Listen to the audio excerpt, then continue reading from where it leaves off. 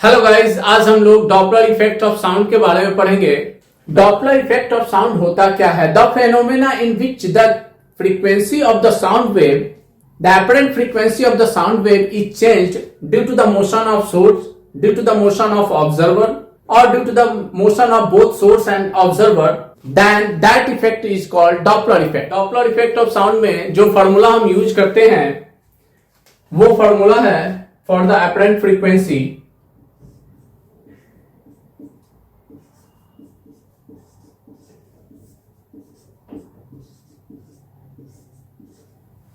ये फॉर्मूला हम यूज करते हैं to find the apparent frequency.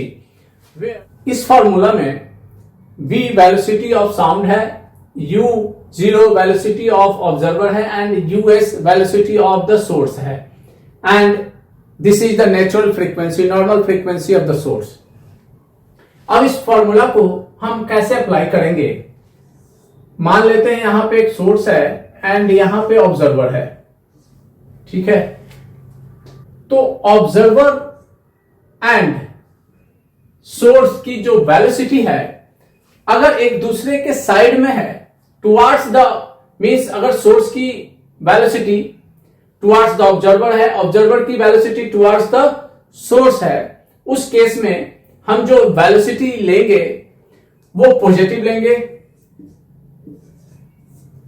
और अगर आइदर सोर्स की वेलोसिटी और ऑब्जर्वर की velocity away from each other है, दोनों में से किसी एक का भी हो या दोनों का भी हो, तो जो हम वेलोसिटी सेलेक्ट करेंगे, वेलोसिटी का जो साइन लेंगे हम ऑब्जर्वर का या सोर्स का, वो निगेटिव लेंगे। जैसे वन बाय वन हम इसे समझते हैं इस फॉर्मूला से।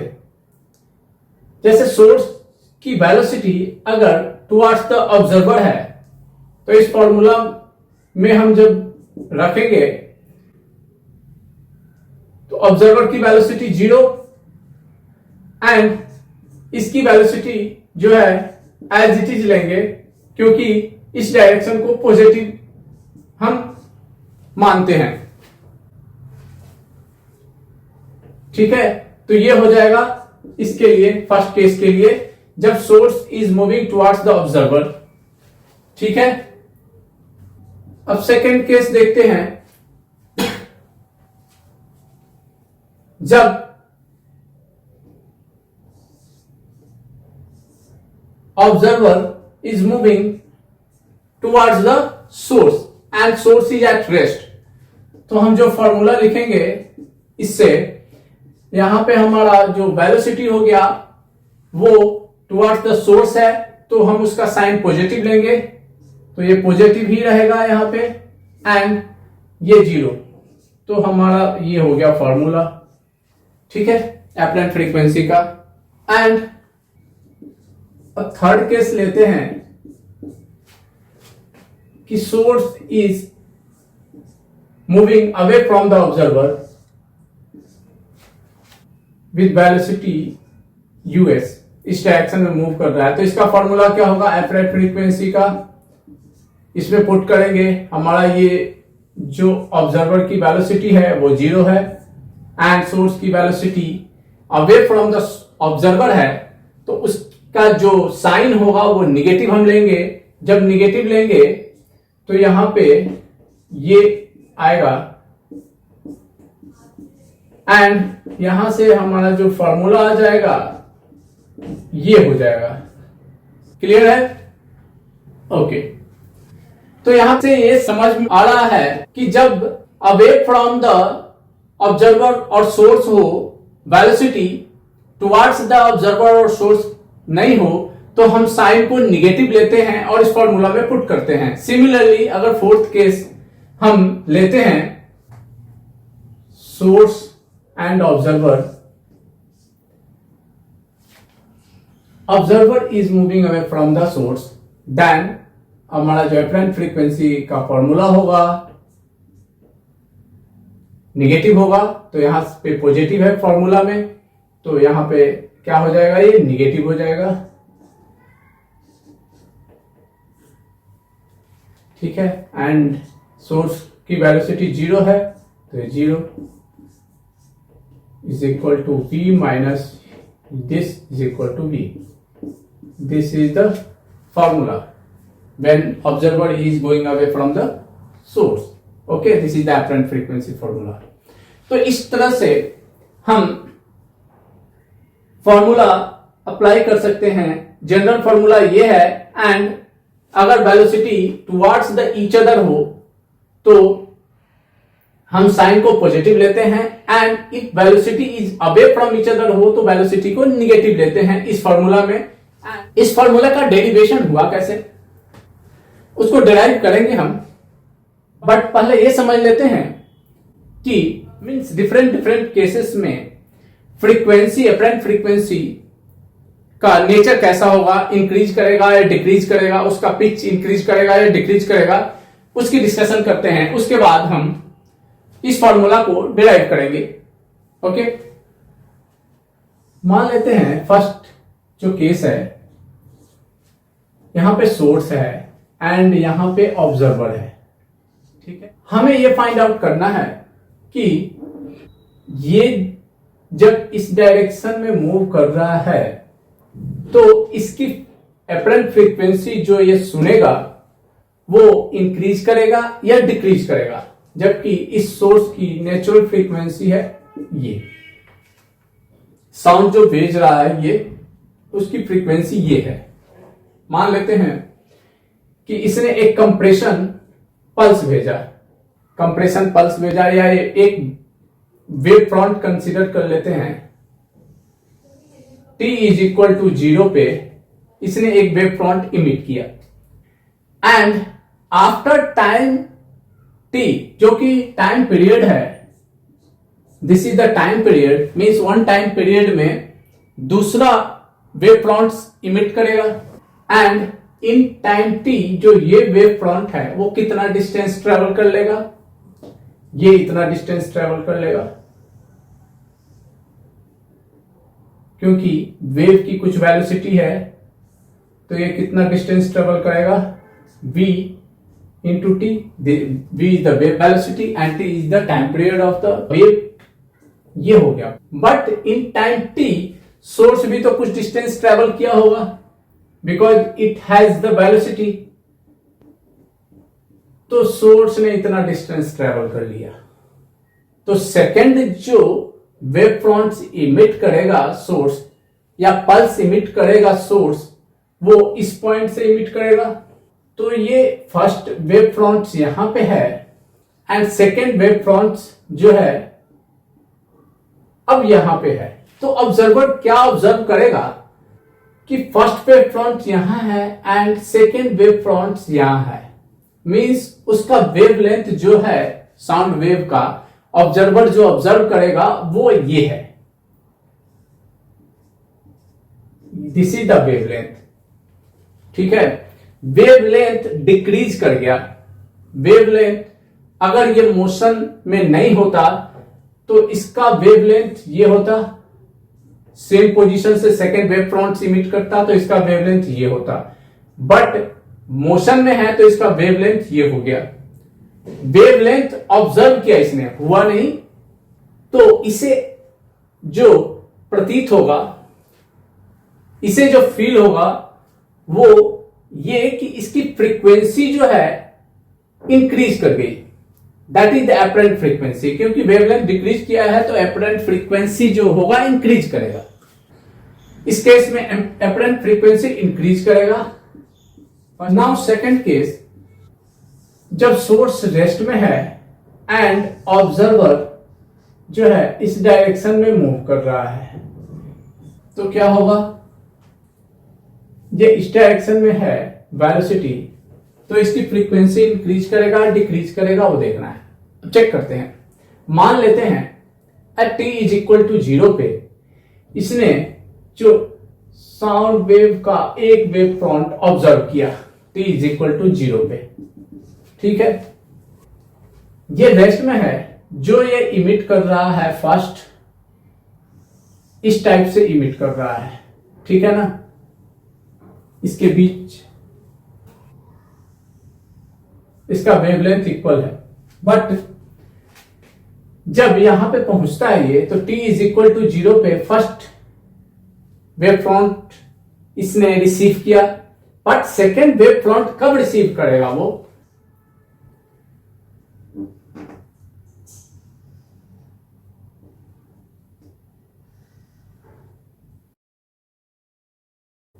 यहां पे है ये वेव फ्रंट जो कि मूव कर रहा है, ठीक है, बट क्या होगा कि ये भी मूव कर रहा है इस डायरेक्शन में, ठीक है। तो इसके मोशन के कारण ये जो है ये यहां पे आ जाएगा,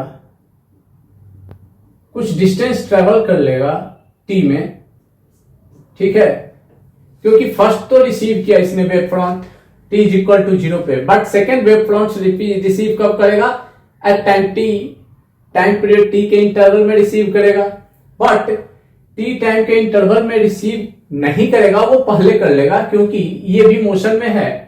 तो क्या होगा कि ये मूव कर जाएगा समथिंग इन टाइम t और यहां पे ही रिसीव करेगा, जिस रीजन से क्या हुआ कि ये जो ऑब्जर्व करेगा, ये ऑब्जर्व करेगा कि ये हमारा जो है ना एपरेंट वेवलेंथ है, this is the apparent wavelength, this one. Apparent wavelength decrease कर गया है तो फ्रीक्वेंसी क्या हो जाएगा, फ्रीक्वेंसी इंक्रीज कर जाएगा, इस केस में भी फ्रीक्वेंसी इंक्रीज कर जाएगा। मींस आइदर सोर्स मूव कर रहा towards the observer, observer move कर रहा हो टुवर्ड्स द सोर्स, तो क्या होगा, फ्रीक्वेंसी इंक्रीज करेगा और वेवलेंथ डिक्रीज करेगा, ठीक है। उसमें क्या होगा, फ्रीक्वेंसी जब इंक्रीज करेगा तो हम जानते हैं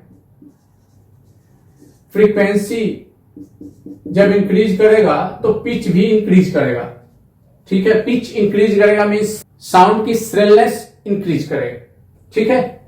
तो ये सेकंड केस हो गया। अब हम थर्ड केस डिस्कस करते हैं, जब अवे फ्रॉम द सोर्स या ऑब्जर्वर हो वेलोसिटी, सोर्स है एंड ये ऑब्जर्वर है, इसकी वेलोसिटी इस साइड में है, ठीक है ना। इसने एक कंप्रेशन पल्स इमिट किया at t is equal to 0 पे, ठीक है, एंड से ये मोशन में होगा, कंप्रेशन पल्स इस डायरेक्शन में मोशन में होगा, ठीक है।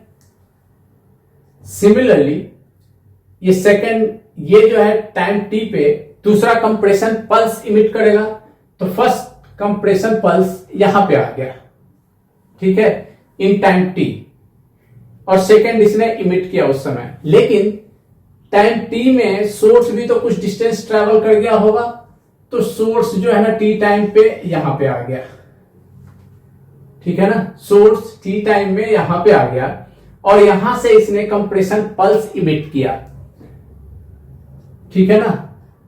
तो ऑब्जर्वर क्या देखेगा, दो कंप्रेशन पल्स के बीच का डिस्टेंस, दो कंप्रेशन पल्स के बीच का डिस्टेंस ये है, और अगर सोर्स रेस्ट में होता तो कंप्रेशन पल्स के बीच का डिस्टेंस ये होता, तो हमारा कंप्रेशन पल्स के बीच का डिस्टेंस इंक्रीज कर गया, तो हमारा यहां पे wavelength, this is the wavelength, wavelength increase कर गया है, वेवलेंथ इंक्रीज कर गया, लैम्डा जो है एपरेंट लैम्डा इंक्रीज किया है, तो फ्रीक्वेंसी क्या हो जाएगा, डिक्रीज करेगा, एपरेंट फ्रीक्वेंसी डिक्रीज करेगा when the source is moving away from the observer. Fourth case में देख लेते हैं, अगर ये away from the source move कर रहा हो ऑब्जर्वर, उस केस में भी क्या होगा कि एपरेंट फ्रीक्वेंसी डिक्रीज करेगा, ठीक है, एंड लैम्डा जो है इंक्रीज करेगा,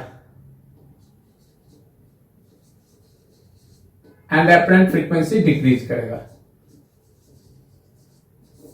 ठीक है, क्लियर है। हमने डिस्कस किया कि वेलोसिटी जो है आइदर सोर्स और ऑब्जर्वर अगर लेते हैं तो वेलोसिटी या तो टुवर्ड्स द ऑब्जर्वर है या अवे फ्रॉम द ऑब्जर्वर है, एंड ऑब्जर्वर की भी toward away from the source लिया है या टुवर्ड्स द सोर्स लिया है, ठीक है। अगर वेलोसिटी टुवर्ड्स द ऑब्जर्वर ना होके एक एंगल पे हो, फॉर एग्जाम्पल सोर्स की वेलोसिटी इस डायरेक्शन में हो, सोर्स की वेलोसिटी इस डायरेक्शन में हो, तो हम क्या करेंगे, इस फॉर्मूला में इसे कैसे अप्लाई करेंगे? तो हमें क्या करना होगा, अगर सोर्स की वेलोसिटी या ऑब्जर्वर की वेलोसिटी टुवर्ड्स द ऑब्जर्वर या टुवर्ड्स द सोर्स नहीं हो, तो हमें सबसे पहले जो सोर्स है या ऑब्जर्वर है उसकी वेलोसिटी टुवर्ड्स द सोर्स या ऑब्जर्वर फाइंड आउट करना होगा, एंड देन हम इस फॉर्मूला में अप्लाई करेंगे। फॉर एग्जांपल इसकी वेलोसिटी इस डायरेक्शन में है और ये इसके साथ अगर एंगल थीटा बना रहा है, तो टुवर्ड्स द ऑब्जर्वर इसकी वेलोसिटी क्या हो जाएगी, US cos theta, US cos theta. तो एपरेंट फ्रीक्वेंसी हम क्या लिख सकते हैं, v प्लस, ये तो 0 है, सोर्स मूव नहीं कर रहा है अगर स्टेशनरी है तो, ठीक है, एंड यहां पे हमारा फॉर्मूला हो जाएगा, ये पॉजिटिव साइन लेंगे तो US cos theta and frequency, this is the natural frequency. Apparent frequency का फॉर्मूला ये लिखेंगे हम, ठीक है।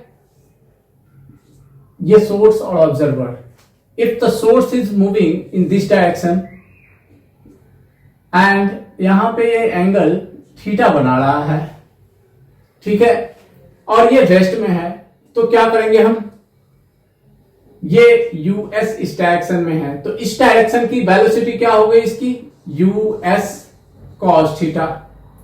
तो इस फॉर्मूला में हम कैसे अप्लाई करेंगे, apparent frequency is equal to हो जाएगा v प्लस, ये 0 है क्योंकि ऑब्जर्वर रेस्ट में है, एंड ये जो वेलोसिटी है अवे फ्रॉम द ऑब्जर्वर है, तो उस वेलोसिटी का साइन जो है निगेटिव लेंगे, तो ये हो जाएगा हमारा positive US cos theta, and this is the natural frequency of the source, ठीक है। नाउ सिमिलरली अगर ऑब्जर्वर मूव कर रहा हो एंड उसकी वेलोसिटी टुवर्ड्स द सोर्स नहीं हो, तो हम सेम फॉर्मूला अप्लाई करेंगे एंड ऑब्जर्वर की वेलोसिटी टुवर्ड्स द सोर्स क्या है वो फाइंड आउट करेंगे, एंड देन हम इस फॉर्मूला में पुट कर देंगे। तो in this formula one thing is very important, US and यूओ is the velocity of source and velocity of observer with respect to the medium होता है। US is the velocity of source, this is very important, with respect to medium, and velocity of observer with respect to medium. तो यहां से एक question rise होता है कि अगर यहां पे तो मीडियम अगर रेस्ट में है तो हमने ले लिया वेलोसिटी, अगर मीडियम इटसेल्फ इज मूविंग तो हम इस फॉर्मूला में उसे कैसे अप्लाई करेंगे? तो हमें क्या करना होगा, फॉर एग्जांपल यहां पे सोर्स है एंड यहां पे ऑब्जर्वर है, एंड विंड की वेलोसिटी जो है इस डायरेक्शन में है, एयर की वेलोसिटी इस डायरेक्शन में है, this is the air velocity and this is the source velocity and this is the observer velocity, इस डायरेक्शन में है, ठीक है। तो इस केस में हमें इसकी वेलोसिटी, ऑब्जर्वर की velocity with respect to the air find out करना होगा, एंड सोर्स की velocity with respect to the air find out करना होगा, देन हम इस फॉर्मूला में पुट कर सकते हैं डायरेक्टली, ठीक है। जब हम दोनों की velocity with respect to the air find out कर लेंगे, तो इस फॉर्मूला में हम अगर पुट करेंगे तो हमारा जो एपरेंट फ्रीक्वेंसी है वो फाइंड आउट हो जाएगा, ठीक है। Okay, this is very important, and one thing is also very important, apparent frequency का फॉर्मूला साउंड के लिए तभी एप्लीकेबल है जब वेलोसिटी ऑफ सोर्स और वेलोसिटी ऑफ ऑब्जर्वर इन दोनों की velocity less than velocity of sound हो। This is very important. जब इनकी वेलोसिटी जो है, सोर्स की वेलोसिटी या ऑब्जर्वर की वेलोसिटी साउंड की वेलोसिटी से ज्यादा हो जाएगी, तो उस केस में डॉपलर इफेक्ट नहीं होगा। उसकी डिस्कशन हम नेक्स्ट लेक्चर में करेंगे। ओके, अब हम डॉपलर इफेक्ट ऑफ साउंड का फॉर्मूला डिराइव करेंगे। मान लेते हैं कि यहां एक सोर्स है एंड यहां पे एक ऑब्जर्वर है, ठीक है, and at t is equal to 0 पे इसने एक कंप्रेशन पल्स इमिट किया t इज इक्वल टू 0 पे, एंड सोर्स की जो वेलोसिटी है ये इस डायरेक्शन में है us एंड ऑब्जर्वर रेस्ट में है, ठीक है। तो ये जब इस डायरेक्शन में मूव कर रहा है एंड इसने t इज इक्वल टू 0 पे एक कंप्रेशन पल्स इमिट किया, ठीक है। तो ये compression pulse at t is equal to t पे सम डिस्टेंस ट्रेवल कर लेगा। ये कंप्रेशन पल्स यहां पे पहुंच जाएगा, ठीक है, जो कि डिस्टेंस जो होगा ये कितना हो जाएगा, v इंटू टी हो जाएगा डिस्टेंस, क्योंकि v is the wave velocity and t is the time period. अब क्या है, थोड़ा सा इसके डिस्टेंस को आगे कर लेते हैं कि क्लैरिटी हो। यहां पे कंप्रेशन पल्स पहुंच गया फर्स्ट वाला, ठीक है। अब second compression pulse in time t में ये इमिट करेगा। जब ये कंप्रेशन पल्स यहां से यहां पहुंचा, उस समय हमारा सोर्स भी तो मूव किया होगा, क्योंकि vs वेलोसिटी से तो कितना मूव किया होगा, us इंटू t। तो ये डिस्टेंस सोर्स यहां पे मूव करके आ गया, ये डिस्टेंस हमारा हो गया us into t is the time period. यहां जब सोर्स पहुंच गया उस समय इसने दूसरा कंप्रेशन पल्स इमिट किया, ठीक है, ये इमिट किया।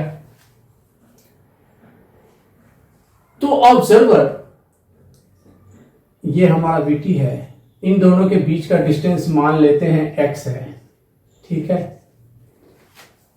ओके। तो ऑब्जर्वर क्या ऑब्जर्व करेगा, ये फर्स्ट कंप्रेशन पल्स और सेकंड कंप्रेशन पल्स के बीच का जो टाइम है, अगर वो हम निकाल लें कि कितने टाइम के बाद वो दूसरा कंप्रेशन पल्स रिसीव कर रहा है, ठीक है, तो वो टाइम जो होगा ऑब्जर्वर के लिए इस साउंड वेव का एपरेंट टाइम पीरियड निकल जाएगा, जिससे हम उसकी फ्रीक्वेंसी निकाल देंगे, ठीक है। तो यहां से इसने फर्स्ट कंप्रेशन पल्स इमिट किया था, तो इस कंप्रेशन को यहां से यहां तक आने में कितना टाइम लगेगा, t1 इज इक्वल टू मान लेते हैं डिस्टेंस x है and v is the velocity, ये टाइम लगेगा, ठीक है। एंड दूसरा कंप्रेशन पल्स वो कब रिसीव करेगा, तो यहां से जो है उसने रिलीज किया था, तो इस कंप्रेशन पल्स को यहां तक पहुंचने में कितना टाइम लगेगा, ठीक है। तो ये डिस्टेंस हमें देखना होगा। तो ये डिस्टेंस क्या हो जाएगा, this distance is equal to x minus us into T हो जाएगा। तो t2 क्या हो जाएगा, t2 एक तो t टाइम के बाद उसने कैपिटल T टाइम के बाद दूसरा कंप्रेशन पल्स इमिट किया, ठीक है ना, और इस पल्स को यहां से यहां तक आने में इतना टाइम लगा, दिस डिवाइडेड बाय v, ठीक है, ये टाइम लगेगा। तो टोटल टाइम जो दूसरा कंप्रेशन पल्स है ऑब्जर्वर कब रिसीव करेगा, तो t and plus x minus us into t divided by v. This is the time to receive the second compression pulse from the observer. अब हम क्या करेंगे, दोनों कंप्रेशन पल्स के रिसीविंग टाइम का डिफरेंस देखेंगे, ठीक है। तो t2 minus t1, what is the t2 minus t1, this is the t dash. Apparent time period, apparent time period निकल गया यहां से ऑफ द वेव।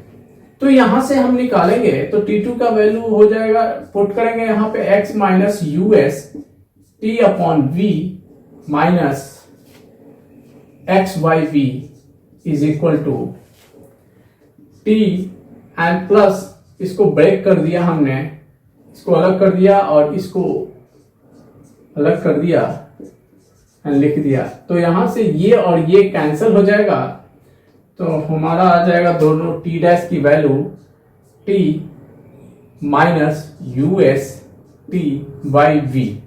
यहां से T अगर हम कॉमन ले लें तो क्या हो जाएगा 1 माइनस US बाई V। ठीक है, इतना आ गया। तो इसकी वैल्यू हो जाएगी T and V minus US by V। ठीक है, इतना आ गया। तो यहां से हमारा एपरेंट फ्रीक्वेंसी निकल जाएगा। T डैश को लिख सकते हैं हम 1 बाई F डैश। तो क्या आ जाएगा हमारा, ये 1 by T is equal to this, and हम सेम T की जगह पे लिखेंगे 1 by F and V minus US upon V। इसलिए F डैश की वैल्यू क्या हो जाएगी, ठीक है, F dash is equal to हो जाएगा F V upon V minus VS। This is the formula for this case. जब हम इसे जनरल फॉर्मूला F डैश का V plus U0 upon V minus US, this one, यही लिखा था general formula. तो यहां पे ऑब्जर्वर की वेलोसिटी 0 है एंड US सेम आ गया, तो ये फॉर्मूला हमारे इस जनरल फॉर्मूले से मैच कर रहा है।